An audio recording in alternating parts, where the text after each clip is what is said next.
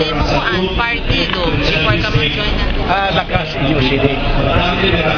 I was elected in my first term. I was elected under the PDSP coalition with the Lakas. When I seek for election, Lakas na ako ang akong certificate of election. Pagkatapos nung elected na kami, there was an invitation to the Liberal. Then before I become liberal, kinonsulta ko ito na akong mga mayor. Isigang ko nga inin makuri ang oposisyon. Kay itong akong commitment, itong atong distrito, banin diri ko maihatag kayo kung magpapadayon kita ang oposisyon. So, nag-agree ang mga mayor. So, I accepted invitation. That's the story where I become a liberal. Kano ka nag-liberal? Before the election of the speaker. Amo ang pagliberal ko. Kay in-invite ako ni Speaker Belmonte. Since Belmonte was my colleagues in the Bureau of Customs way back 1965-66. And then out of sentimental reason, and then nakumbinsi ako. Naabat na ba, Congressman, ito advantages in being pro partihan kuanan administration niya? May inaabat na ba advantages? Diri na kundoro ang advantage itong aada kahan liberal. Kaya tungod itong partido nga aada ito sinatawag nga ruling party. So nagmaterialize na ning para to district? Yes, despite of the fact in the 2012 budget I was able to get an infrastructure project of 200 million plus 73 million wages. Release dayon ada na yan intrat na baho na. Kanina kita ka mo kanina nga may dito na nga tulay kasi part of 2012 General Professional. So kinikita ng mga prutas administration party mo. Kay pirmi manggo nito may ada party ang kada distrito.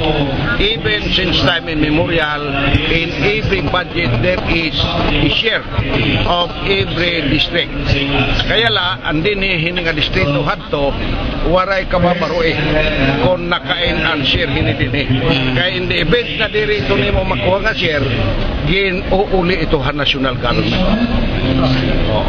Amo ito nila ang procedure. Ito na kwarta kagin re-release itong budget nga diri na kukuha. I believe increase ng budget and kuan yan na infrastructure Congressman. We do not know, but we have submitted our request for the infrastructure. The district engineer already submitted the request for 2013. So, linihay mo district, Congressman, mga pira na lang ka kilometers diri pa simentado?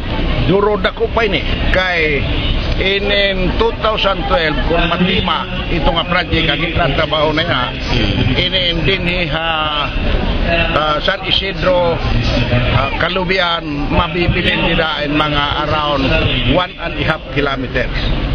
Ngadto liti-liti amo itong durda ko kaya amo man laton halaba nga kalsada kadto sa Bulawan. So this 2013 we will be concentrating sa budget naton dito nila nga request itong para liti. So more or less makukuha natin.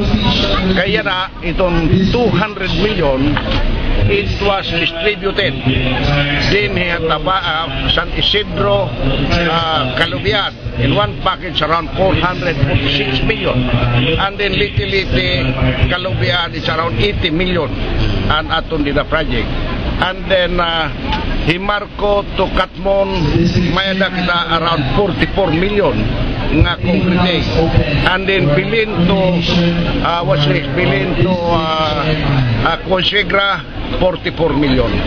So amo ito yan nga aada na gin-i-implement na ito nga mga project. Under implementation. Ito nga mga station nga ginngaranan. Saan target date sini pa and completion? Ito yan ang mga ongoing. Well, may ada ito, term sila.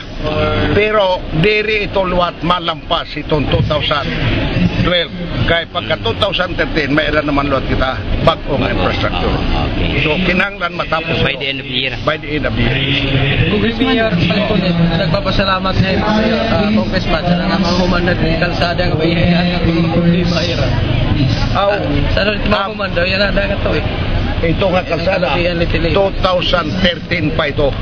Mga human. Kaya itong 2012, may ada pa din ang bibilin nga mga 1.5 kilometer.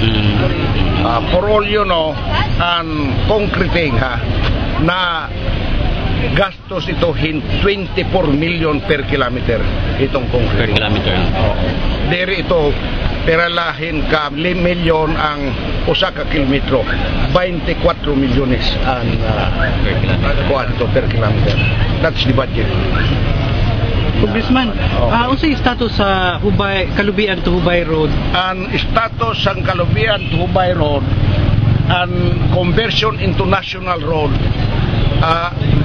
himuan ko na ito bill and it is now passed in the lower house aadto na ito dito Senado. So by the end of this year, ma-aprobahan? We cannot determine pero ma-aprobaran ito because that is considered as local bills.